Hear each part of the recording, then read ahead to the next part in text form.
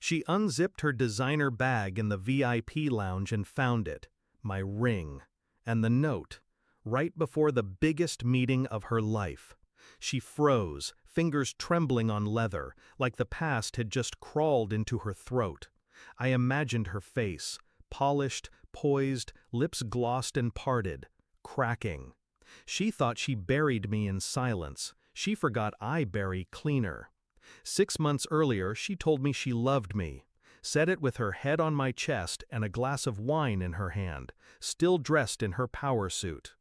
I'd just helped her rehearse the board pitch that got her promoted.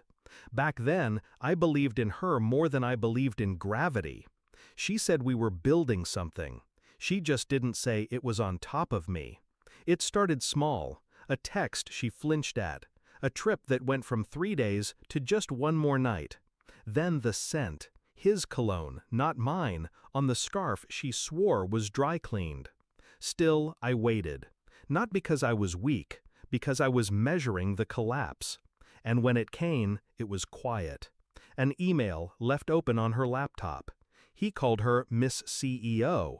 She called him Plan B if this doesn't work. This was me. I didn't rage, didn't throw things or beg for honesty. I watched, studied, smiled in all the right places. She thought I was slipping away. I was slipping the knife under the table. She had this routine. Every major meeting, she'd bring her bag early to the airport lounge, like a ritual. The blue Mont Blanc folder, the stress mints, the second phone. She thought no one noticed that. She was always obsessed with control. I learned the contours of that obsession and built my revenge to fit perfectly inside it. A month before her Tokyo pitch, I started planting. Not clues, pressure, the kind she couldn't trace. Her second phone mysteriously logged out. Her reservation got accidentally switched to coach. The ad agency rescheduled, twice. The deck she needed crashed seconds before a rehearsal. She started snapping at assistants, then investors. Her mask began to slip, exactly on schedule. The night before her flight, I told her I was proud of her. Slipped my ring and the note into the side zipper of her bag while she showered. She didn't notice. She never noticed the weight of things until they exploded. The note was simple, just 12 words.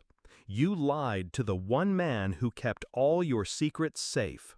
No signature, just the ring beside it. Once hers, once mine. Now evidence. She always said it symbolized trust, so I made it a weapon. In that lounge, she would have been seconds from walking into the boardroom, flanked by global execs, billion-dollar slides waiting on screens. Then, the unzip, the pause, the realization, and the knowing. She didn't know when I found out, or how far I'd go. That was the point. While she unraveled under downlights, I was across the city, in a glass office, shaking hands, with her competition. I'd leaked the pitch, quietly, strategically, just enough to make her obsolete. They liked me, said I was composed, efficient, focused. I let them believe I was heartbroken, that I just needed a clean slate. They never saw the blade I carried behind the grief. She didn't lose the deal that day, she lost the seat. They saw her shake, saw her lose timing, rhythm, control. They don't give empires to people who bleed in public. She came home 2 days later, didn't speak, just stood in the doorway, bag still zipped. I was on the couch, book in hand, pretending I hadn't watched it all unfold from 12 angles. She finally whispered, "You did it, didn't you?" I didn't look up. "You left me first," I said. "I just made sure it stayed that way." She didn't cry. She was too proud for that.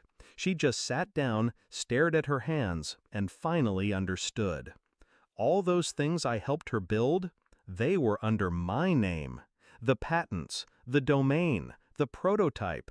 She used me for my mind, forgot it came with memory. I left that night, took nothing but my coat. She kept the apartment, the view, the clothes, but everything else, the respect, the reputation, the edge, was gone. She still walks into rooms like she owns them, but now people glance, then whisper, then look away. I didn't need to destroy her, just remind her who held the match. Some betrayals don't need noise, just a quiet moment, a ring in a bag, and the perfect time to unzip.